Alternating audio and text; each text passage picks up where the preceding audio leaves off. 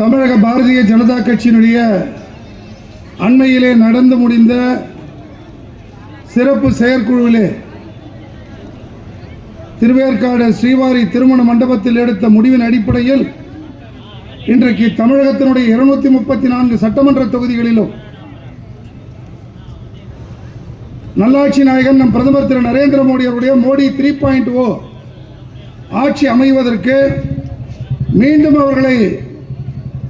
நல்லாட்சியை தருவதற்கு வாக்களித்த வாக்காளர் பெருமக்களுக்கு தமிழகத்தினுடைய 234 சட்டமன்ற தொகுதிகளிலும் நன்றி அறிவிப்பு கூட்டங்களை, அதோடு மட்டுமல்லாமல் அண்மையிலே நம்முடைய வீர தமிழச்சி மரியாதைக்குரிய அக்கா நிர்மலா சீதாராமன் அவர்கள் தொடர்ந்து 7வது முறையாக பாரதத்தினுடைய இந்தியாவினுடைய நிதிநிலை அறிக்கையை 140 கோடி மக்களுக்கும் தொடர்பு படுத்தி ஒரு நிதிநிலை அறிக்கையை தந்தார்களே, அதை விளக்குகின்ற பொதுக்கூட்டத்தை நடத்த வேண்டும் என்ற தலைவர்களுடைய ஆணையை ஏற்று இன்றைக்கு தாம்பரம் சட்டமன்ற தொகுதியிலே நடைபெற்றுக் கொண்டிருக்கக்கூடிய இந்த கூட்டத்திற்கு சிறப்புரை ஆற்றுவதற்கு வருகை தந்திருக்கக்கூடிய மாநிலத்தினுடைய பொதுச் செயலாளர் டெல்டா சிங்கம், நம்முடைய தஞ்சை பகுதியினுடைய தங்கம் மரியாதைக்குரிய அண்ணன் கருப்பு முருகானந்தம் அவர்களை வாழ்த்தி உங்கள் சார்பிலே வரவேற்று இந்த பகுதியிலே இந்த சிறப்பான பொதுக்கூட்டத்தை ஏற்பாடு செய்திருக்கக்கூடிய தாம்பரம் மண்டலுடைய தலைவர் சகோதரர் ராஜா அவர்களுக்கும், இந்த நிகழ்ச்சியை மிக சிறப்பாக ஒருங்கிணைத்திருக்கக்கூடிய மாவட்டத்தினுடைய அரசு தொடர்பு பிரிவினுடைய தலைவர் அன்பிற்கினிய அண்ணன் சூரியநாராயணன் அவர்களுக்கும், இந்த நிகழ்ச்சியை ஒருங்கிணைத்திருக்கக்கூடிய மாவட்டத்தினுடைய பொருளாதார பிரிவினுடைய தலைவர் அன்பிற்கினிய அண்ணன் டாக்டர் முருகன் அவர்களுக்கும், இந்த நிகழ்ச்சியை சிறப்புறுவதற்காக இன்றைக்கு அனைத்து இளைஞர்களையும் ஒருங்கிணைத்துக் கொண்டிருக்கக்கூடிய மாவட்டத்தினுடைய உள்ளாட்சி பிரிவினுடைய தலைவர் அன்பிற்கினிய அண்ணன் பழனிவேல் அவர்களுக்கும், இங்கே வருகை தந்திருக்கக்கூடிய மாவட்டத்தினுடைய பொதுச் செயலாளர்கள், மாவட்டத்தினுடைய செயலாளர்கள், இந்த பகுதியை சார்ந்த மாவட்டத்தினுடைய செயலாளர்கள், அன்பிற்கினிய சகோதரர் குருநாதன் அவர்களுக்கும், ஆனந்தகுமார் அவர்களுக்கும், அதே போன்று மேடையை ஒருங்கிணைத்துக் கொண்டிருக்கக்கூடிய மாவட்டத்தினுடைய துணைத் தலைவர் புவனேஸ்வரி அவர்களுக்கும், தலைமை தாங்கிக் கொண்டிருக்கக்கூடிய மாவட்டத்தினுடைய துணைத் தலைவர் அன்பிற்கினிய சகோதரர் நாகராஜன் அவர்களுக்கும், வருகை தந்திருக்கக்கூடிய தாம்பரம் சட்டமன்ற தொகுதிக்கு உட்பட்ட மண்டல் தலைவர்கள், கிழக்கு தாம்பரம் பகுதியினுடைய தலைவர் கோரல் கணேசன் அவர்களுக்கும், செம்பாக்கம் பகுதியினுடைய தலைவர் அன்பிற்கினிய அண்ணன் பாலு அண்ணா அவர்களுக்கும், அதே போன்று மாடம்பாக்கம் தலைவர் கண்ணன் அவர்களுக்கும், இரும்புலியூர் பீர்க்கங்கரணை தலைவர் ராஜேந்திரன் அவர்களுக்கும், பெருங்குளத்தூர் தலைவர் அன்பிற்கினிய சகோதரர் கஜேந்திரன் அவர்களுக்கும், மகளிர் அணியினை சார்ந்த அன்பிற்கினிய சகோதரிகளுக்கும், வருகை தந்திருக்கக்கூடிய இளைஞர் பெருமக்களுக்கும், பகுதிவாழ் பெரியோர்களுக்கும், வியாபார பெருங்குடி மக்களுக்கும், அனைவருக்கும் என்னுடைய சகோதரர்களுக்கும் வாழ்த்துக்களை வணக்கத்தினை தெரிவித்துக் கொண்டு, இங்கே நிதிநிலை அறிக்கையை பற்றியும் இன்றைக்கு நடைபெற்றுக் கொண்டிருக்கக்கூடிய மக்கள் விரோத திராவிட முன்னேற்ற கழகத்தில் அரசினை பற்றி பேசுவதற்காக நம்முடைய மாநிலத்தினுடைய பொதுச் செயலாளர் டெல்டா சிங்கம் அண்ணன் கருப்பு முருகானந்தம் அவர்கள் இங்கே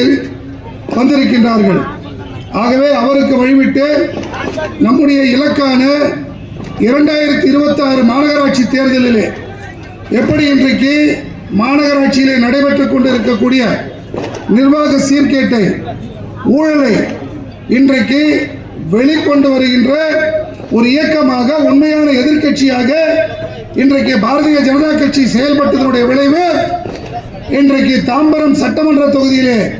பிரதான எதிர்க்கட்சி அந்தஸ்தை தமிழகத்திலே கொடுக்கப்பட்டிருக்கக்கூடிய 82 சட்டமன்ற தொகுதிகளில் ஒரு சட்டமன்றமாக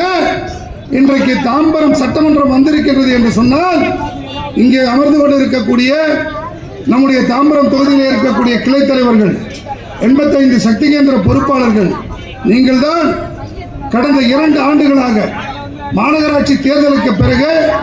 நாம் இந்த பகுதியிலே வாங்கிய 13,000 வாக்குகளை இன்றைக்கு 40,000 வாக்குகளாக உயர்த்தி காட்டியிருக்கின்றீர்கள் என்று சொன்னால் உங்கள் அனைவருக்கும்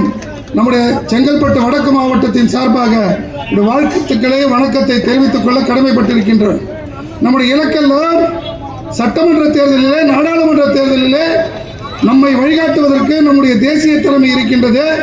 மாநில தலைவர் அண்ணாமலை அவர்களும் நம்முடைய மாநில தலைமையும் இருக்கின்றது. ஆனால் நம் இலக்கெல்லாம் இந்த பகுதியில் நடக்கக்கூடிய ஊழல்கள் எப்படிப்பட்ட ஊழல் என்று சொன்னால், மாநகரத்தினுடைய தலை சிறந்த ஆணையராக நிர்வாகத்திலே சிறப்பாக பணியாற்றிய ஒரு நேர்மையான ஒரு அதிகாரியுடைய கையெழுத்தை போலி கையெழுத்திட்டு இன்றைக்கு பல்வேறு ஊழல்களுக்கு இந்த மாநகராட்சியிலே வழிவகுத்திருக்கின்றார்கள். இந்த உண்மையை அந்த அதிகாரியே கன்னியாகுமரியினுடைய ஆட்சியராக மாற்றப்பட்ட பிறகு அழகமயில் ஐஏஎஸ் அவர்களை இன்றைக்கு சேலையூர் காவல் நிலையத்தில் புகார் அளித்திருக்கிறோம் என்று சொன்னால், எந்த அளவுக்கு இன்றைக்கு மாநகராட்சி மேயர் அவர்கள், மாநகராட்சியுடைய துணை மேயர் அவர்கள், இந்த பகுதியினுடைய சட்டமன்ற உறுப்பினர், மாநகராட்சிக்கு உட்பட்ட பல்லாவரம் தொகுதியினுடைய சட்டமன்ற உறுப்பினர், இந்த தொகுதியினுடைய நாடாளுமன்ற உறுப்பினர் மக்கள் விரோத அரசியலை, மக்கள் விரோத ஆட்சியை தொடர்ந்து கொடுத்து கொண்டிருக்கக்கூடிய இந்த அதிகார வர்க்கத்தை தட்டி கேட்கின்ற போர்ப்படை சிப்பாய்களாக அண்ணாமலை அவருடைய சிப்பாயாக இன்றைக்கு அமர்ந்து கொண்டிருக்கின்றீர்கள். பாரதிய ஜனதா கட்சி இந்த பிரச்சனை இதோட விட போறதில்லை. ஏனென்று சொன்னால், இன்றைக்கு தார்மீக உரிமை நமக்குத்தான் இருக்கின்றது. நம்மை நம்பி தாம்பரம் மாநகராட்சி பகுதியில் 76,000 வாக்காளர்கள் நமக்கு வாக்களித்திருக்கின்றார்கள். இனி குப்பை எடுக்கின்ற ஊழல், குறிப்பாக நம்முடைய அரசு தொடர்பினுடைய தலைவர் அந்த வார்டில் போட்டியிட்ட தாமரை சின்னத்திற்காக வாக்கு கேட்ட நம்முடைய சூரியன் கன்னடபாளையம் பகுதியில் அந்த வார்டினுடைய மாமன்ற நடவடிக்கைகளை கவனித்துக் கொண்டிருப்பார். இன்றைக்கு அங்கே மிகப்பெரிய ஊழல் நடந்து கொண்டிருக்கின்றது. எத்தனை வண்டி குப்பை வருது, எத்தனை வண்டி குப்பை எடுக்கல, கோடிக்கணக்கான ஊழல் நடைபெறுவதாக வீதியில் நின்று மக்கள் போராடி கொண்டிருக்கின்றார்கள். நம்முடைய சூரியண்ணன் தலைமையில் குழு அமைக்கப்பட்டு முழுவதுமாக அறிக்கை சமர்ப்பிக்கப்பட்டு இந்த கன்னடபாளையம் குப்பை பிரச்சனையில் நிச்சயமாக பாரதிய ஜனதா கட்சி உண்மையை வெளிக்கொண்டு வருவதோடு மட்டுமல்லாமல் இதில் நம்முடைய தாம்பரம் சட்டமன்ற உறுப்பினர் SR ராஜா அவர்களோ அல்லது இந்த பகுதியினுடைய அவருடைய மைத்துனர், அவருடைய மச்சான், இந்த பகுதியினுடைய ஜோன் சேர்மனாக இருக்கக்கூடிய காமராஜர் அவர்களோ அல்லது அந்த பகுதியை சார்ந்த மாமன்ற உறுப்பினர்களோ அல்லது திராவிட முன்னேற்ற கழகத்தினுடைய எந்த மாமன்ற உறுப்பினராக இருந்தாலும் சரி, அந்த ஊழலை கையிலே நிச்சயமாக எடுப்போம். ஏன்னா நினைச்சா அவங்க குப்பையை கொட்டுறது, எத்தனை குப்பையை கொட்டுறாங்க, எத்தனை அன்றாங்க, நேரடியாக அதற்காக ஒதுக்கப்பட்டு இருக்கக்கூடிய குப்பை கிடங்குகளை எடுத்து செல்லாமல் இன்னும் டிரான்சிட் பாயிண்ட் மாதிரி மாநகராட்சி குப்பையை கொட்டி, நாம் ஏற்கனவே பாரதிய ஜனதா கட்சி 2015 வெள்ளம் வந்த பொழுது அன்றைக்கு ஆட்சியராக இருந்த கஜலட்சுமி ஐஏஎஸ் அவர்களிடம் அன்றைக்கு சிறப்பு அதிகாரியாக, வெள்ளத்திற்கு பிறகு வந்த சிறப்பு அதிகாரியாக வந்த அமுதா ஐஏஎஸ் அவர்கள், அதே போன்று அன்றைக்கு சட்டமன்ற உறுப்பினராக அமைச்சராக திகழ்ந்த அனைத்து இந்திய அண்ணா திராவிட முன்னேற்ற கழகத்தை சார்ந்த சின்னையா அவர்கள், அவருடைய பாரதிய ஜனதா கட்சி தெளிவாக ஒரு கோரிக்கையை வச்சோம். குஜராத்தை போன்ற அன்றைக்கு ஆட்சியில் இருந்த கர்நாடகத்தில் இருந்த பாரதிய ஜனதா அரசை போன்ற இதை போன்ற குப்பை கிடங்குகள் எல்லாம், ஏன்னா கிட்டத்தட்ட 15 அடி 20 அடிக்கு குப்பையை சேர்த்து வச்சுட்டானே உனக்கு காசை வாங்கி, அதெல்லாம் இயற்கை மலைகளாக மாற்றுவதற்கான ஸ்வச் பாரத் திட்டத்தில் இதை சரிபடுத்த வேண்டும் என்று சொன்ன பிறகு இதுவரை நடவடிக்கை எடுக்காமல் தினந்தோறும் திருப்பதி உண்டி போல காசை வசூல் பண்ணுகின்ற ஒரு திட்டமாக இந்த ஊழல் திட்டத்தை நடத்தி கொண்டிருக்கக்கூடிய இந்த திராவிட இயக்கங்கள் தோல் உரிக்கின்ற பணியை பாரதிய ஜனதா கட்சி, குறிப்பாக தாம்பரம் மாநகர பாரதிய ஜனதா கட்சி கையில் எடுக்கும். அதே போன்று இன்றைக்கு குடிநீர் பிரச்சனையாக இருந்தாலும் சரி, பாதாள சாக்கடை திட்டத்தினால இன்றைக்கு பல்லாவரம் பகுதியை தத்தளித்து கொண்டு இன்றைக்கு பல மரண குழிகளை இன்றைக்கு மாநகர நிர்வாகம் ஏற்படுத்தி இருக்கின்றது. ஏற்கனவே நாம் அறிவித்ததை போல இன்னும் 2 மாத காலம் இந்த மாநகர பகுதியில் இருக்கக்கூடிய 13 மண்டல்கள், ஏற்கனவே ஒரு மண்டல் முடிச்சுட்டாங்க. எல்லா மண்டல்களையும் மக்களை சந்தித்து கையெழுத்து இயக்கங்கள், ஆர்ப்பாட்டங்கள் நடைபெற்ற பிறகு புதியதாக சேலத்திலிருந்து வந்திருக்கக்கூடிய பாலச்சந்திர ஐஏஎஸ் அவர்கள் இதில் நடவடிக்கை எடுக்கவில்லை என்று சொன்னார். மக்களுக்கான அடிப்படை வசதிகளை செய்து தரவில்லை என்று சொன்னால், ஏனென்றால் இன்றைக்கு நம்முடைய கட்டுப்பாடில் இருக்கக்கூடிய மத்திய அரசாங்கத்தினுடைய நேரடி கவனத்தில் இருக்கக்கூடிய தாம்பரம் ரயில் நிலையத்திற்கு இன்றைக்கு 1000 கோடி ரூபாயை நம்முடைய நல்லாட்சி நாயகன் பிரதமர் திரு நரேந்திர மோடி அவர்கள் தந்திருக்கிறார் என்று சொன்னால், அதிலே நாங்கள் பெருமைப்படுகின்றோம் என்று சொன்னால் அதில் ஊழலுக்கு வழி இல்லை. கிட்டத்தட்ட ஒரு நாளைக்கு சராசரியாக 1 லட்சம் பயனாளிகள் பயன்படுத்தக்கூடிய, அதாவது பயணிகள் தாம்பரம் ரயில் நிலையத்தை சுற்றி இருக்கக்கூடிய இந்த பக்கம் ஈசிஆரில் ஆரம்பித்து அந்த பக்கம் படப்பை வரைக்கும்,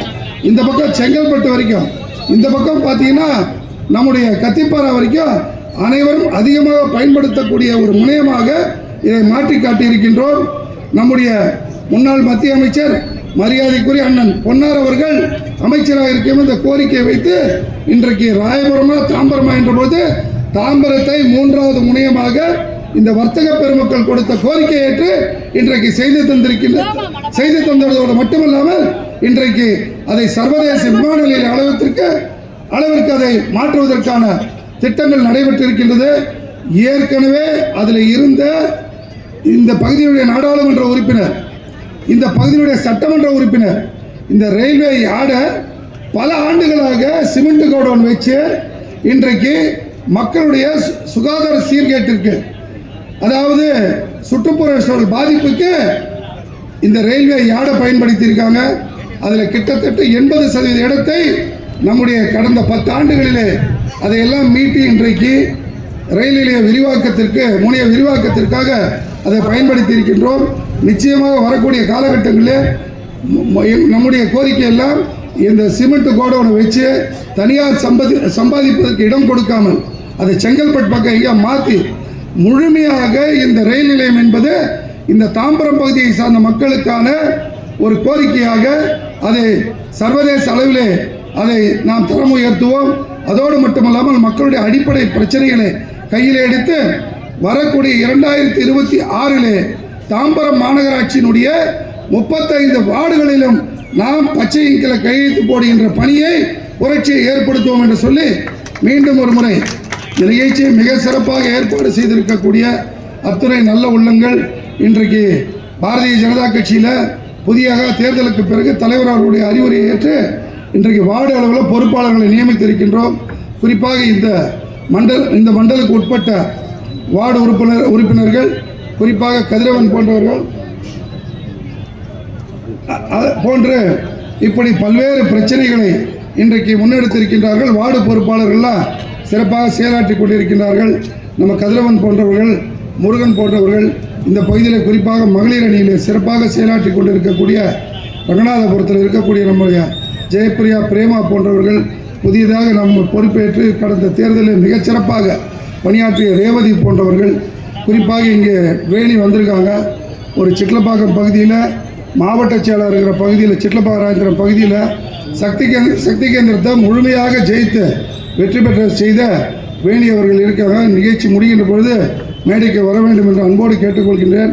இன்றைக்கு கிட்டத்தட்ட 16 கிளைகளில் திராவிட முன்னேற்ற கழகத்தை இந்த தாம்பரம் சட்டமன்ற தொகுதியில் திராவிட முன்னேற்ற கழகத்தை வென்றிருக்கின்றோம். 227 கிளைகளில் அனைத்து இந்திய அண்ணா திராவிட முன்னேற்ற கழகத்தை வென்று இன்றைக்கு 427 கிளைகளில் 233 கிளைகளில் அனைத்து இந்திய அண்ணா திராவிட முன்னேற்ற கழகத்தை 3வது இடத்துக்கு தள்ளி இந்த தொகுதியை 2வது இடத்துக்கு பாரதிய ஜனதா கட்சி கொண்டு வந்திருக்கின்றோம். அதற்காக உழைத்த உங்கள் அத்தனை பேருக்கும் என்னுடைய வாழ்த்துக்களை தெரிவித்துக் கொள்கின்றேன். நம்முடைய மாவட்ட செயலாளர் ஆனந்தகுமார் அவர்களும் நம்முடைய பயணிகள் அண்ணன் வச்சிருக்கிற கோரிக்கை நிச்சயமாக பாரதிய ஜனதா கட்சி ஒரு பிரச்சனையை கையில் எடுக்கும். அதாவது நம்முடைய மூதாதையர்கள் எல்லாம் நம்முடைய டிசிகே நகர் பிரச்சனை பெரிய பிரச்சனையாக இருக்கின்றது. நம்முடைய மூதாதையர்கள் வழங்கிய நம்முடைய முருகப்பெருமானுக்கு கொடுக்கப்பட்ட 6 ஏக்கர் இடத்தை இன்றைக்கு நம்முடைய விளையாட்டுத்துறை அமைச்சர் பட்டத்து இளவரசர் தாம்பரம் சட்டமன்ற தொகுதியினுடைய மினி ஸ்டேடியம் அமைப்பதற்கான அறிவிப்பை வெளியிட்டிருக்கின்றார். அதாவது ஊரா விட்டு நீங்கள் ஏதோ ஒன்று சொல்லுங்க. அப்படி நம்முடைய பாட்டனார் பெருமக்கள் நம்முடைய மூதாதையர்கள் கொடுக்கப்பட்ட அந்த இடத்தை இன்றைக்கு திராவிட முன்னேற்ற கழகம் ஆக்கிரமிக்க வேண்டும் என்பதற்காக ஏற்கனவே நம்முடைய மத்திய பாதுகாப்புத்துறை அமைச்சர் ராஜ்நாத் சிங் அவர்கள் வருகின்ற பொழுது அந்த இடத்துல பொதுக்கூட்டம் நடத்தணும்னு போய் கேட்கும்போது முதலில் அனுமதி கொடுத்த இந்து சமய அறநிலையத்துறை அதிகாரிகள் பிறகு இந்த அரசாங்கத்துடைய அழுத்தத்தின் காரணமாக அங்கே பொது இடங்களுக்கு அங்கே அரசியலுக்கோ அல்லது பொதுப்பணிக்கோ கொடுக்க முடியாது, அது சமுதாய அதாவது ஆன்மீக பணிக்கும் ஆலயம் சம்பந்தப்பட்ட பணிக்காக ஒதுக்கப்பட்ட இடம் என்று சொன்னவர்கள் இன்றைக்கு விளையாட்டுக்கு திமுக ஏல விடுவதற்காக ஏற்பாடுகள் நடந்து கொண்டிருக்கிறது. நிச்சயமாக பாரதிய ஜனதா கட்சி தாம்பரம் தொகுதி அந்த பிரச்சனையை கையில் எடுப்போம். அதே போன்று இன்றைக்கு பல்வேறு பிரச்சனைகளுக்கு இன்றைக்கு முன்னிறுத்தி கொண்டிருக்கக்கூடிய நம்முடைய வார்டு பொறுப்பாளர் அனைவருக்கும் மீண்டும் ஒருமுறை என்னுடைய வாழ்த்துக்களை தெரிவித்து, குறிப்பாக நம்முடைய 33வது வார்டு கருணாகரன் போன்றவர்கள், 32வது வார்டில் இருக்கக்கூடிய கதிரவன் போன்றவர்கள் அனைவருக்கும் நாம் நிச்சயமாக அந்த பிரச்சனைகளெல்லாம் அவர்களெல்லாம் வழிநடத்துவார்கள், ஒருங்கிணைப்பார்கள். அதே போன்று இந்த நிகழ்ச்சிக்கு மிக அற்புதமாக கடந்த 3 நாட்களாக ஒருங்கிணைத்து அனைவருக்கும் தகவல் சொல்லி இங்கே எந்த விதமான குறைகள் இல்லாமல் நிகழ்ச்சியை சிறப்பாக நடத்த வேண்டும் என்பதற்காக அயராது பணியாற்றிய அன்பிற்கினிய மாவட்டத்தினுடைய அலுவலக செயலர் பாஷ்யம் அவர்களுக்கும் என்னுடைய வாழ்த்துக்களை வணக்கத்தை தெரிவித்து, நாம் அவரோடு எதிர்பார்த்து கொண்டிருக்கக்கூடிய மாநிலத்தினுடைய பொதுச் செயலாளர் நம்முடைய டெல்டா சிங்கம் தஞ்சை தங்கம் அன்பிற்கினிய அண்ணன் கருப்பு முருகானந்தம் அவர்களை உரையாற்ற அன்போடு அழைக்கிறேன்.